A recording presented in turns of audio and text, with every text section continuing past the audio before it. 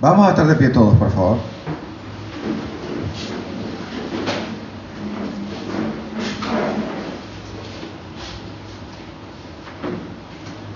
Vamos a leer en Génesis capítulo 25, del 27 al 34.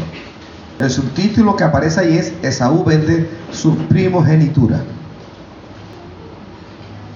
Leemos esta porción de la Sagrada Escritura en el nombre del Padre, del Hijo y del Espíritu Santo. Yo leo un versículo y usted va a leer el siguiente. Y crecieron los niños, y Esaú fue diestro en la casa, hombre del campo, pero Jacob era varón quieto que habitaba en tiendas.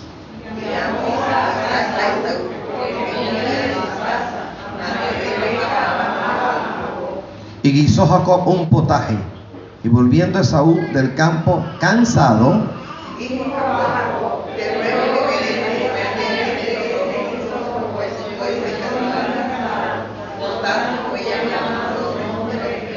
Edom significa rojo. Y Jacob respondió: véndeme en este día tu primogenitura. Entonces dijo Esaú: he aquí, yo me voy a morir, pues para qué me venderá la primogenitura. Y dijo Jacob: júramelo en este día. Y él le juró, y vendió Jacob su primogenitura. Entonces Jacob dio a Esaú pan y del guisado de las lentejas. Y él comió y bebió, y se levantó y se fue. Así menospreció Esaú la primogenitura. Se puede sentar.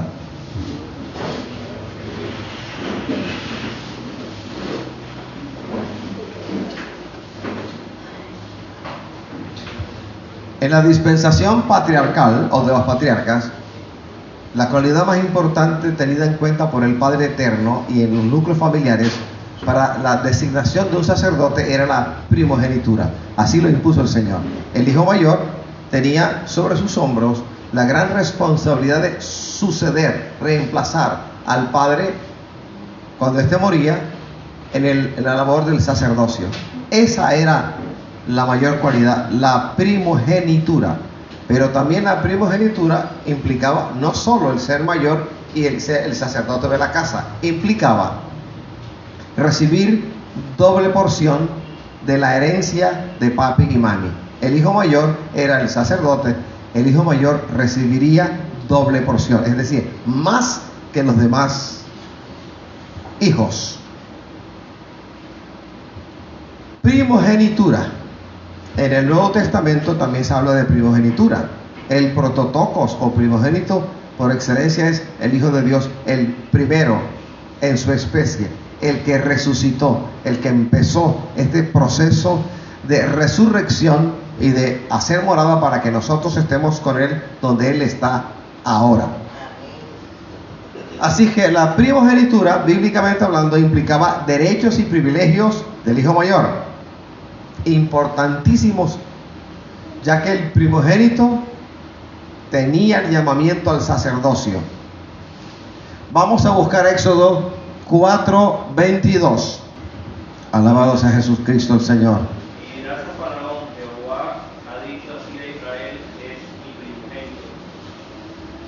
primogénito. Mi primogénito. O sea, el pueblo que Dios escogió para reconciliarse con el resto de pueblos. Y tenía una porción doble de la herencia. Vamos a Deuteronomio 21:17.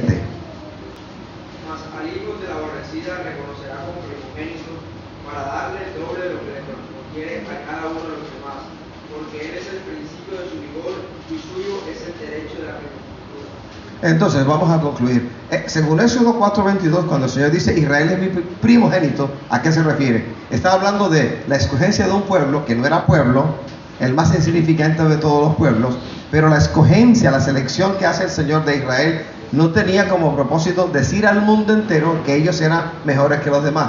No, el llamamiento de Israel a la larga no era sino un llamamiento a un pueblo para que a través de ellos el Señor se reconciliase con el resto de la humanidad. Así que el llamamiento a Israel es parte, bíblicamente hablando, es parte del proceso en virtud del cual el Señor prometió redención a la raza humana. Y este proceso de redención Él lo pasó por diferentes estadios, etapas, fases, que bíblicamente hablando denominamos dispensaciones.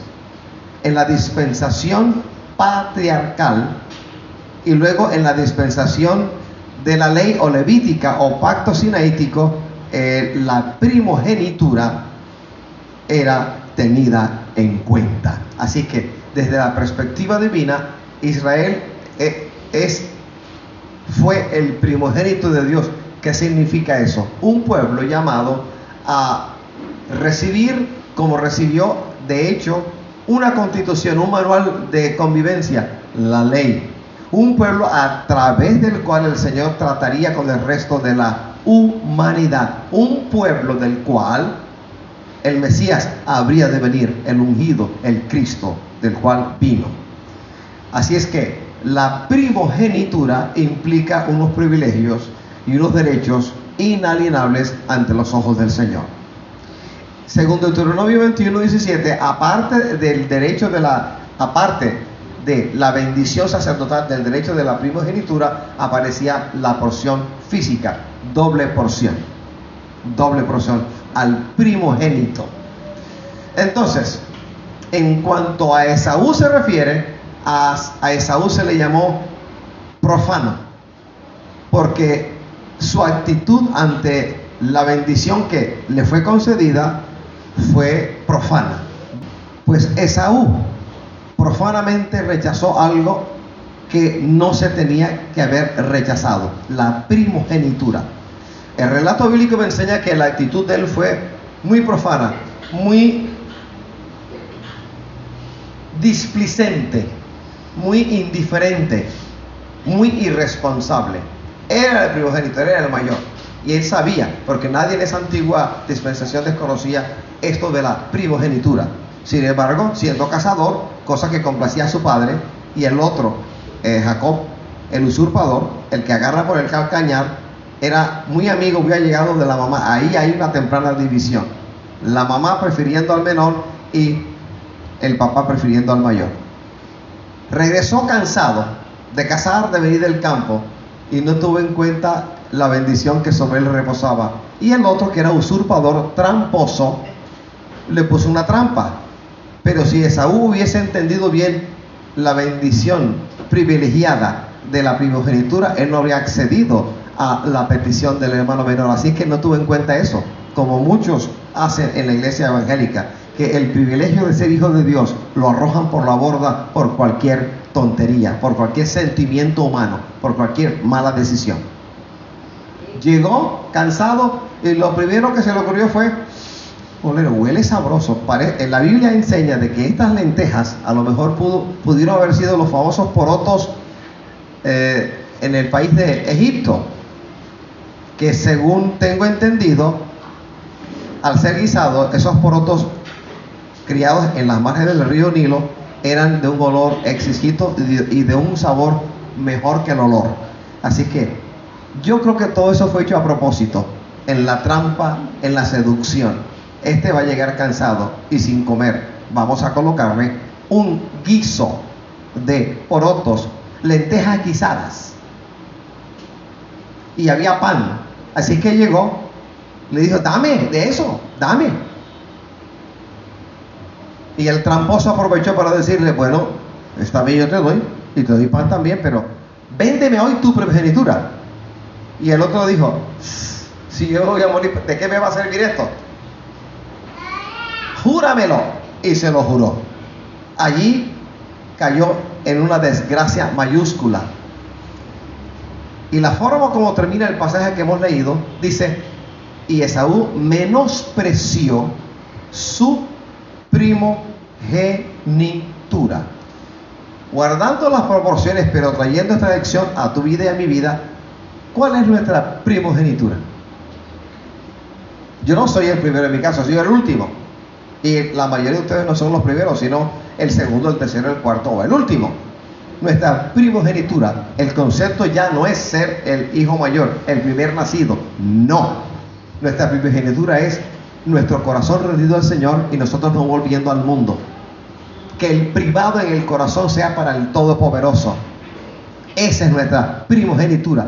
La bendición que el Señor nos trajo, la salvación, la redención que le ha traído y ha puesto en nosotros, es nuestra primogenitura. No la vendamos por ningún plato de lentejas. No la vendamos por nada de lo que el mundo puede ofrecernos. Si te ofrecen $1,000 millones, se te van a acabar. Y si no te acaban, es la vida tuya la que se va a acabar. Y al final no te va a servir de nada. Porque para la eternidad ningún dólar, euro o peso va a entrar.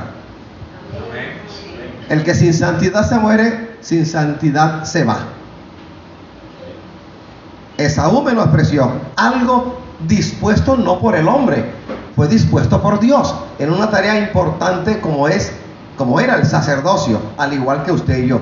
El libro de Hebreos nos enseña que en cuanto a Dios se refiere, todos los nacidos de nuevo somos sacerdotes, y la labor sacerdotal número 1 es la de llevar el mensaje evangélico emancipador, libertador al hombre, y traer a los hombres a los pies de Cristo, intermediarios entre el mundo y nosotros.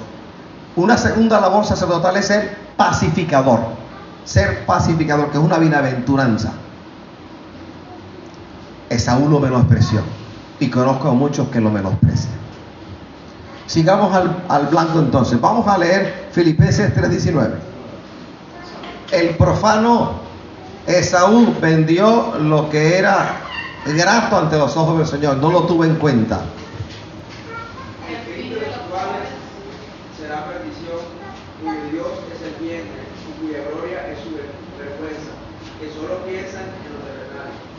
Pues Esaú pensó en lo terrenal, y su Dios en ese momento era su propio vientre, porque le rindió más pleitesía a un simple plato de lentejas que a la primogenitura y la bendición que esto implicaba. Vamos a seguir. El nombre de Esaú significa velludo, lleno de pelos, velludo. Y a veces la Biblia le da el nombre de Esaú al territorio de Edom, en el cual vivieron los descendientes de Esaú.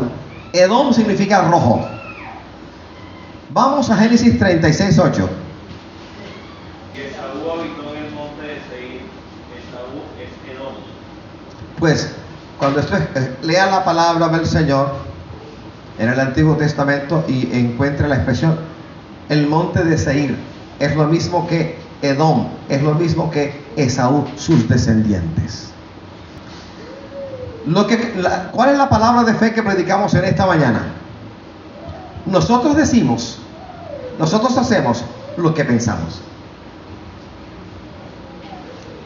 Si pensamos mal, diremos mal y actuaremos peor. Si pienso bien, hablaré bien y actuaré mejor. Porque si yo estoy convencido, un ejemplo, si estoy convencido de que hurtar es lícito, pues hurtaré. O sea, las manos irán en pos de lo ajeno para hurtar. Si estoy convencido que hablar mal de los demás, rajar de los demás está muy bien, entonces si estoy convencido en mi mente, persuadido con este pensamiento, ¿qué cree usted que voy a hablar y qué cree usted que voy a hacer? El hombre común y corriente que le echa el ojo a la mujer ajena, él está en su mente convencido que no tiene nada de malo que él ande teniendo sexo ilícito, ilegal, con otras mujeres distintas a la suya. Por lo tanto, que él hable acerca de lo que quiere hacer y que él cometa adulterio es absolutamente normal. Según nuestro pensamiento, así será nuestra confesión y nuestras acciones. Esaú estaba convencido que eso de la primogenitura era un cuento, era una tradición que no merecía la pena. Para él lo más importante era ver comida, consumirla y satisfacer un instinto primario, una necesidad básica, el hambre. Él no le importó, de hecho lo dice. ¿Acaso no voy a morir? ¿Y para qué me sirve? Así lo menospreció. En pocas palabras, lo que está por dentro sale por la boca. Vamos a leer Lucas 6:45.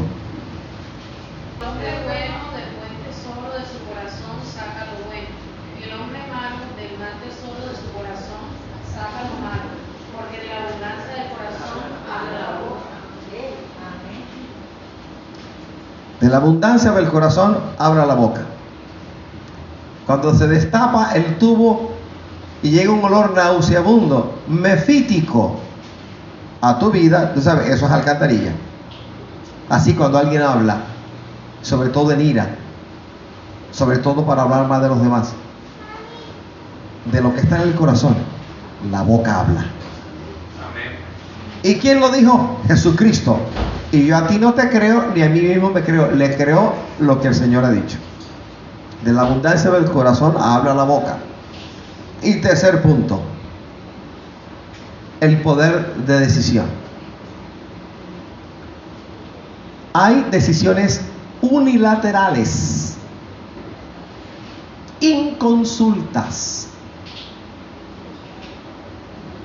Cuando digo unilaterales significa que una sola persona lo hace. Cuando digo inconsulta me refiero a que no se le preguntó al Señor.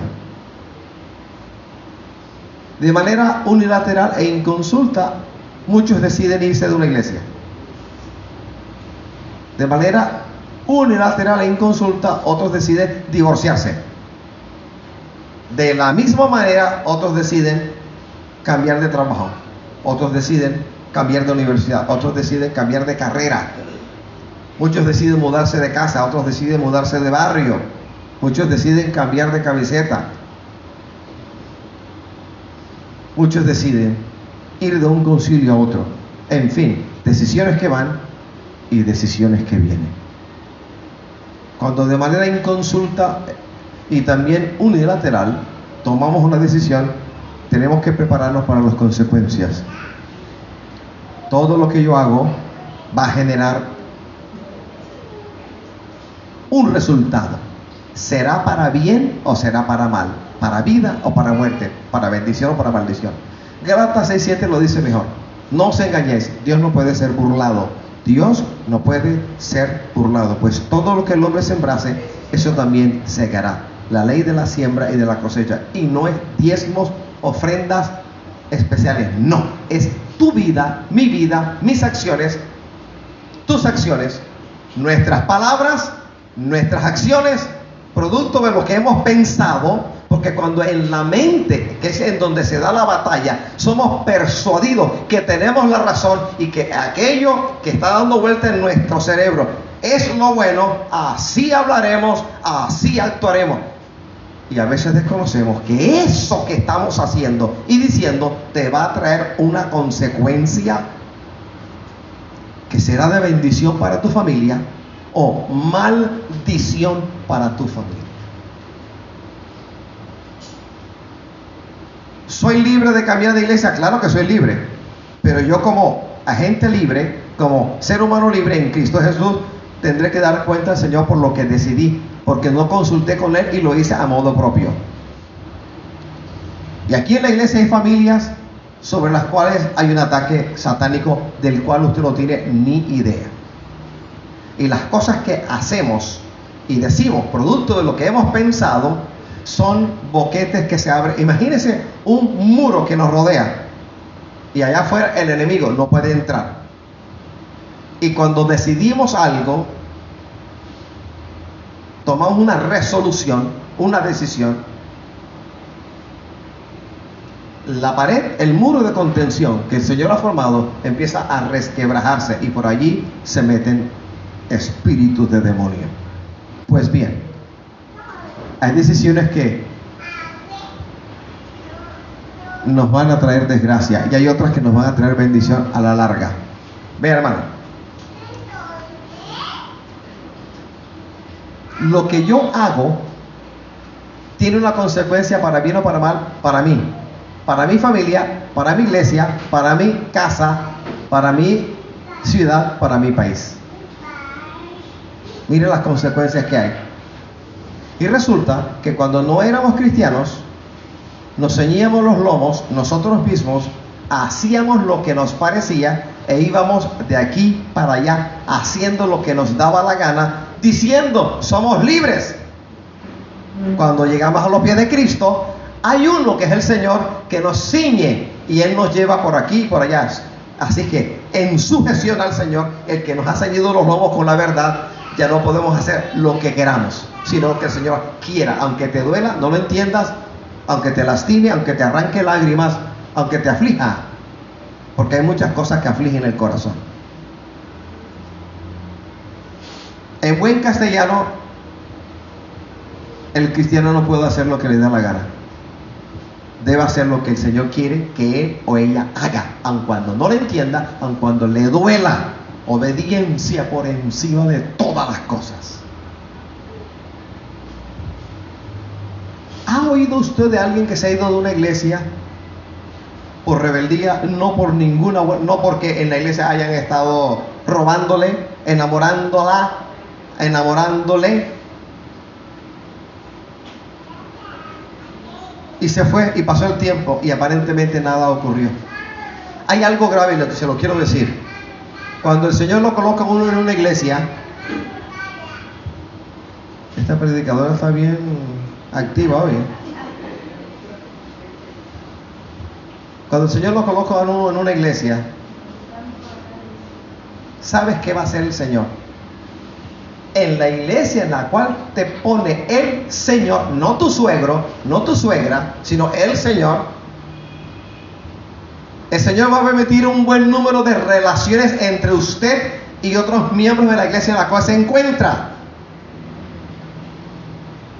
Y a través de estas relaciones, buenas, malas o regulares, que el Señor va a permitir, va a tratar con tu salvaje carácter y con el salvaje carácter nuestro. Va a cortar para allá y va a cortar para acá. Y cuando de manera inconsulta, irresponsable, unilateral, nos vamos de la iglesia, cortamos el proceso del Señor de disciplina, de enseñanza en nuestra vida, y cosas que el Señor iba a hacer a través de nosotros en otras vidas, en la iglesia en la cual nos congregamos, se va a interrumpir. Una pregunta, ¿quién va a pagar por eso?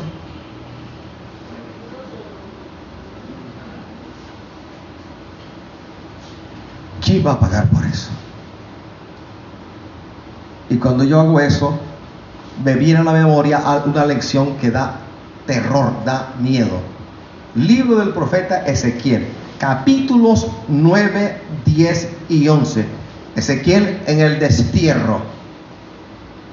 Llegó en la segunda etapa del destierro de Judá por parte de Nabucodonosor, que empezó en el año 605. 9 años después fueron 10.000, aproximadamente 10.000 exiliados que fueron llevados a los campos de concentración entre los ríos Tigris y Éufrates. Ezequiel cayó en ese grupo, campos de concentración. La idea de los campos de concentración no es solamente exclusiva del nazismo. Ya había antes, muchos siglos antes, ya existían los campos de concentración.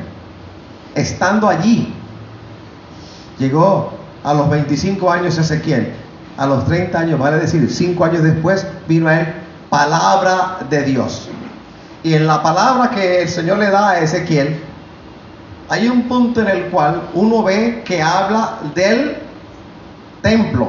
En ese momento, cuando se da la palabra, la revelación de Dios a Ezequiel, en ese momento el templo físico en Jerusalén ya no existía. Tomó 20 años a Nabucodonosor sitiar, tomar, destruir la muralla de Jerusalén y el templo dentro de la ciudad de Jerusalén.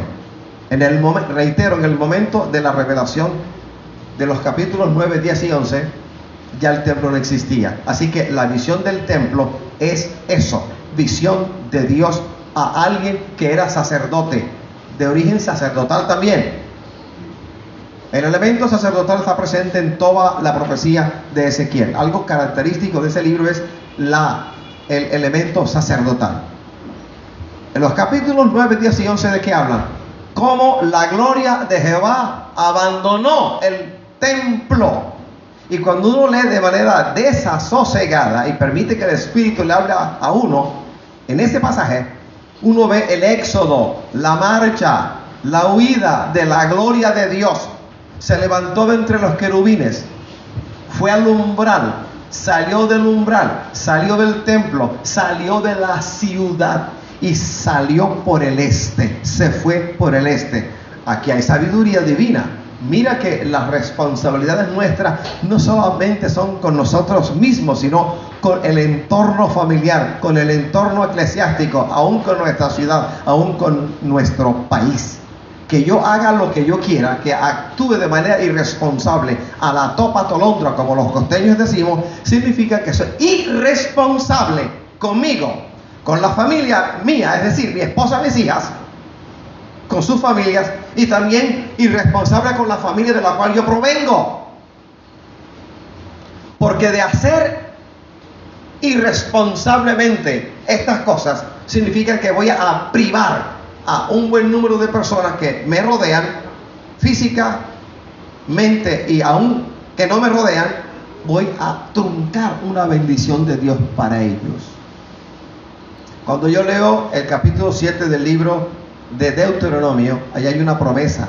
Capítulo 7, versículo 6 adelante, hay una promesa para todo aquel que cumple la palabra del Señor y permanece en su pacto. Dice que hasta 1000 generaciones alcanzan sus bendiciones. Hasta 1000 generaciones. Así que cuando yo hago lo que me da la gana, inconsultamente, irresponsablemente, unilateralmente, me privo de su bendición y me privo de su compañía y privo a mi familia de su compañía. En pocas palabras, lo que quiero decir es: hay una cobertura de Dios para los miembros de mi familia. Yo sé que el Señor está comprometido conmigo en guardarlos, en cuidarlos. Mientras ellos no estén pecando, sino buscando al Señor, hay una promesa firme del Señor de guardar esta casa, que también me lo ha dicho: guardaré esta casa. Ahí del que se meta con la iglesia. Pero si peco por pensar mal y por ende decir mal y actuar mal, entonces la cobertura divina se rompe. Porque Dios no tiene compromiso con ninguno que no tenga compromiso con el reino de los cielos.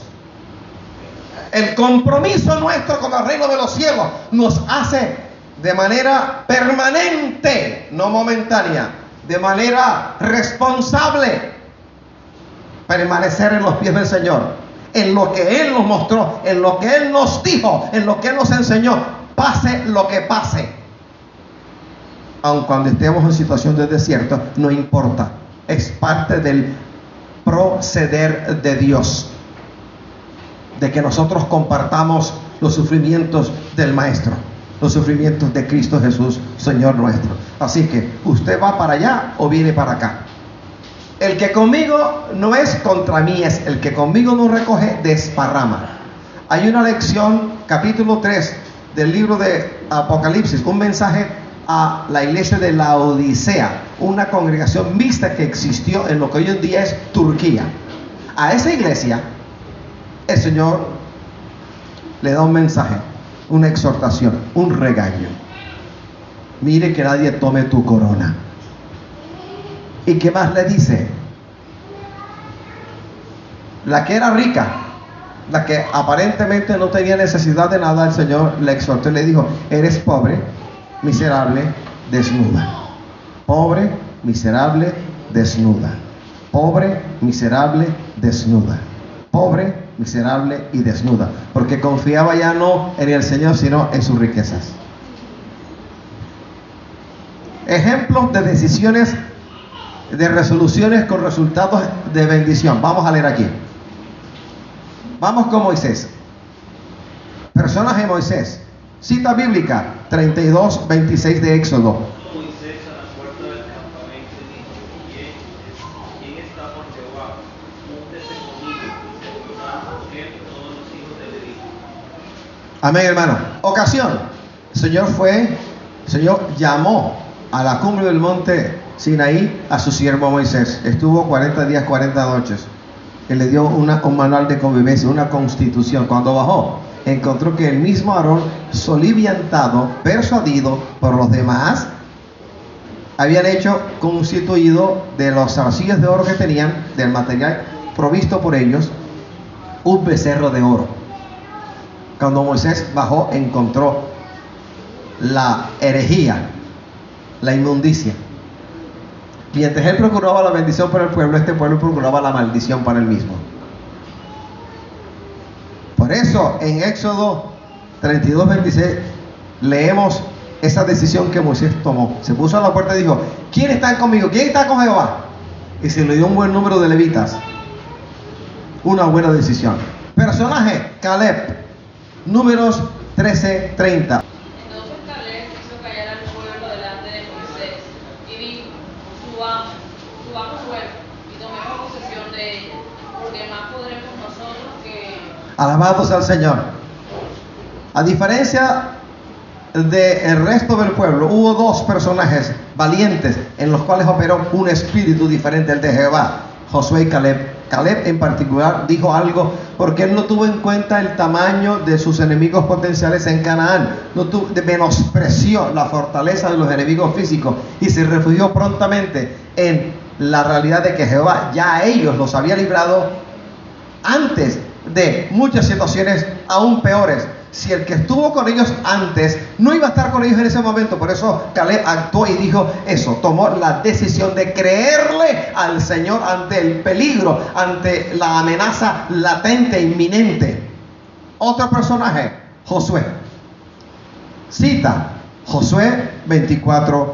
Y si mal os parece servir a Jehová, escogeos hoy a quien sirváis, y a los dioses a quienes sirvieron vuestros padres cuando estuvieron al otro lado del río, o a los dioses de los amorreos en cuya tierra habitáis, pero yo y mi casa serviremos a Jehová. Él los sacudió, los enfrentó, les habló públicamente. Hagan, en pocas palabras, haced según vuestro corazón, pero yo y mi casa a Jehová le serviremos. Tomó la decisión no de torcerse, sino de proseguir al blanco. Otro personaje, Ruth. La lectura es Ruth 1:16. Respondió Ruth: no me ruegues que te deje y me aparte de ti, porque donde quiera que tú fueres, iré yo, y donde quiera que vivieres, viviré. Tu pueblo será mi pueblo, y tu Dios mi Dios. Una moabita, Ruth, entendió que aun cuando su marido estaba muerto, su suegra, Noemí, en ella y en su pueblo había una bendición. Lo entendió y dijo lo que Lorena ha leído. Tomó una buena decisión. Cuando uno lee más y lee más, uno encuentra que Ruth tiene que ver mucho con la línea genealógica, tiene que ver mucho con la línea mesiánica. Una moabita, una no israelita, una moabita tomó una buena decisión y hay memoria de ella aún en nuestros días. Fíjate que en esta mañana aún la mencionamos como un buen ejemplo de alguien que tomó una excelente decisión. Un personaje, el rey Asa, Segundo de Crónicas 15:8. Segundo de Crónicas 15:8. Cuando oyó Asa la palabra y la profecía del profeta Azarías, hijo de Obed, cobró ánimo y quitó los ídolos abominables de toda la tierra de Judá y de Benjamín, y de las ciudades que él había tomado en la parte montañosa de Efraín, y reparó el altar de Jehová que estaba delante del pórtico de Jehová. Dos cosas hizo Asa. Oyó una palabra a través de los labios de un profeta de Dios. Quitó los ídolos, los arrancó, los quitó. Y restauró el altar a Jehová. Tomó una buena decisión que representó bendición para él, para su familia y para el pueblo de Judá. Un personaje, David, cita bíblica, Salmo 17:3. Tú has probado mi corazón, me has visitado de noche, me has puesto a prueba y nada inicuo hallaste. He resuelto que mi boca no haga transgresión. He resuelto que mi boca no haga transgresión. Vamos a parafrasear. He decidido que mi boca no hable ningún mal. Un personaje, Pedro. La escritura es Juan 6:68. Le respondió Simón Pedro: Señor, ¿a quién iremos? Tú tienes palabras de vida eterna. ¿Qué ocasión fue el Señor diose cuenta que la gente que le seguía no por la palabra, no por la enseñanza, no por amor a Dios, sino por interés? Por interés. Milagros, multiplicación de peces y de panes, y se les volvió y les dijo eso. A partir de ahí, el número de la multitud bajó, se redujo. Y también se los dijo, se quedó mirando a los discípulos y se los dijo: ustedes se quieren ir, váyanse. Y Pedro, el díscolo, el locuaz del grupo, salió al paso a decir: no, si solamente, ¿a dónde iremos si solamente tú tienes palabra de Dios? Tomó una decisión excelente, que hoy lo tiene en el cielo de gloria. Decidió distinto a la parte de la multitud que se fue. Dijo: no, yo me quedo, aún con regaño a cuesta, porque el regaño fue grande. ¿Se quieren ir? ¡Váyanse!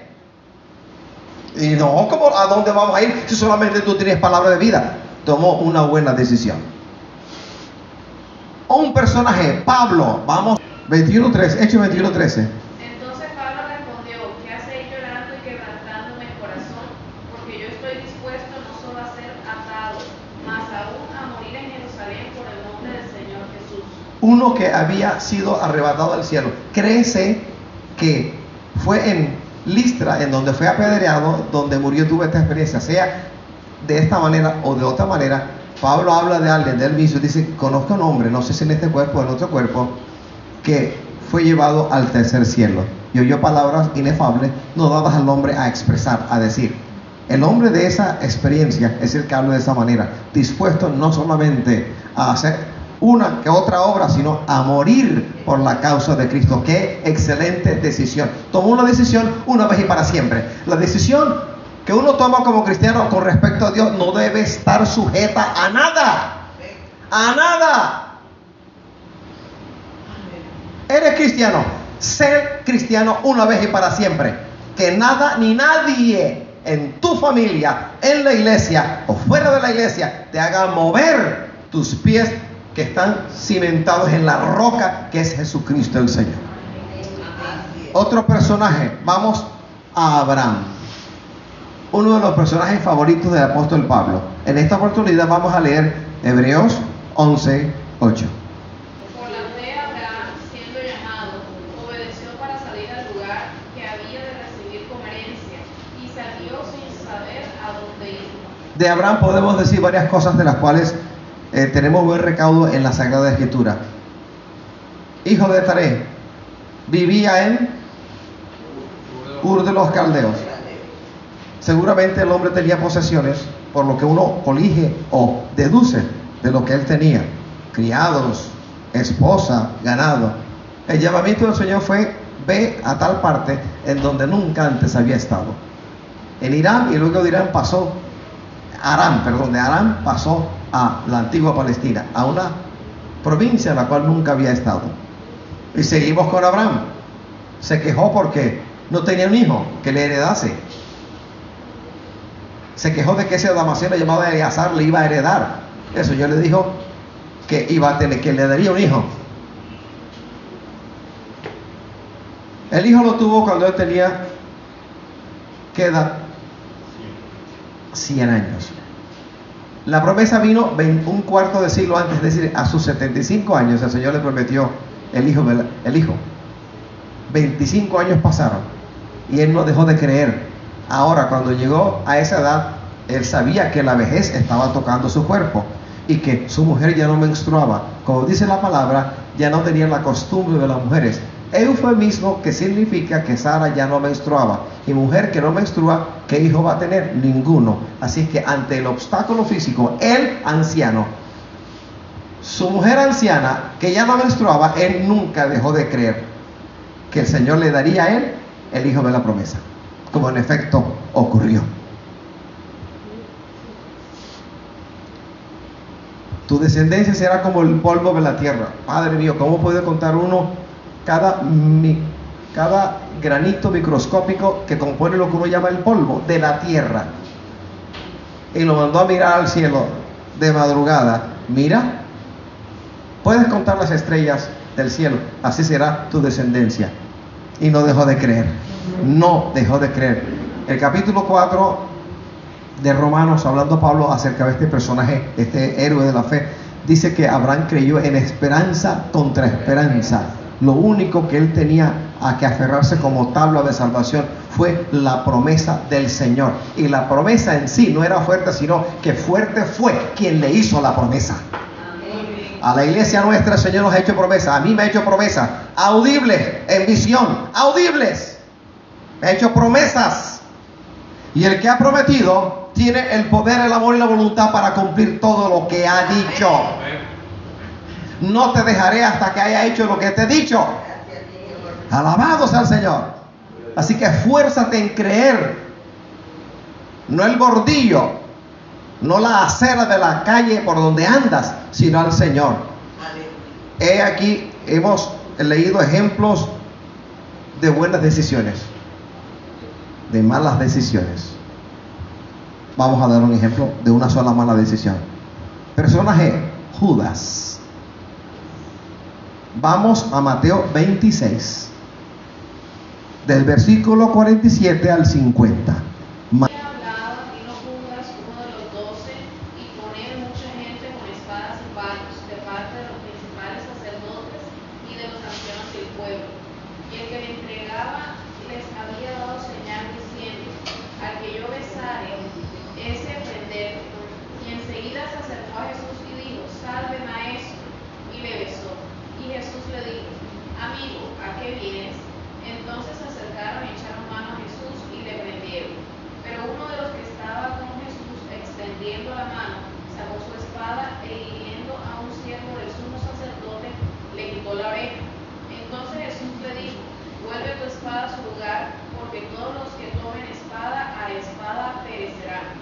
¿Acaso piensas que no puedo ahora orar a mi Padre y que Él no me daría más de 12 legiones de ángeles?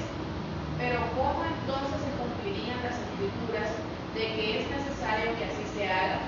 En aquella hora dijo Jesús a la gente: ¿cómo contra un ladrón habéis salido con espadas y con palo para prender? Cada día me sentaba con vosotros enseñando en el templo y no me prendisteis. Mas todo esto sucede para que se cumplan las escrituras de los profetas. Entonces todos los discípulos, dejándole, huyeron. Alabado sea el Señor. Marcos, vamos a darle un aplauso al Rey de la Gloria. Alabado el Señor. Gracias, Señor. Pues bien, dimos ejemplos de decisiones, resoluciones con una bendición a cuestas. He aquí el ejemplo de una pésima decisión. ¿Sabía o no el Señor del encubrimiento de la verdad en Judas? ¿Sabía el Señor o no que en él había mentira, que hablaba mentira y actuaba mentira? Porque la mentira no solo se dice, sino también se actúa. Hay mentirosos en nuestras iglesias, a quienes actores hollywoodenses consagrados envidiarían de la capacidad que tienen de engañar. ¿Pero a quién engañar? ¿Al Señor va a engañar? Te engañarán a ti y a mí, pero al Señor no, al Espíritu Santo jamás.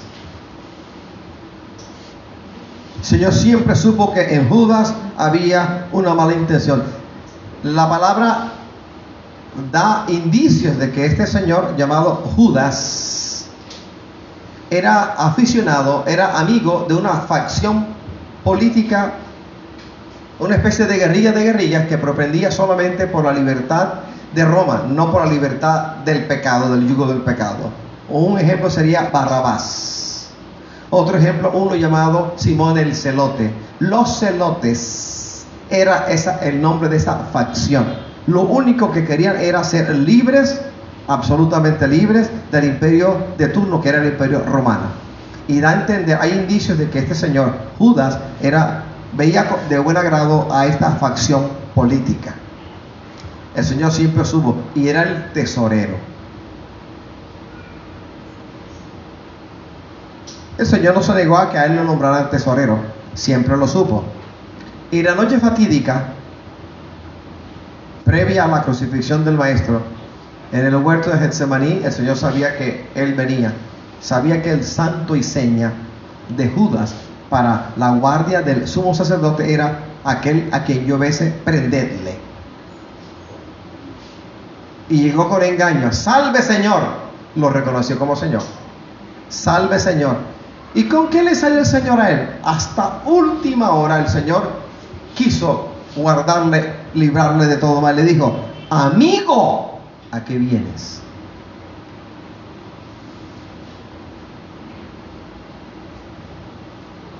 Judas es el ejemplo de una pésima decisión. Hermano, hábleme de cuál cree usted que ha sido la peor de las decisiones que aparezcan en la Biblia, la de Satanás. Capítulo 14 de Isaías, capítulo 28 de Ezequiel. Era un querubín protector o cubridor, como dicen algunas versiones bíblicas. Él es el origen del mal, de la mentira, de la muerte, del engaño.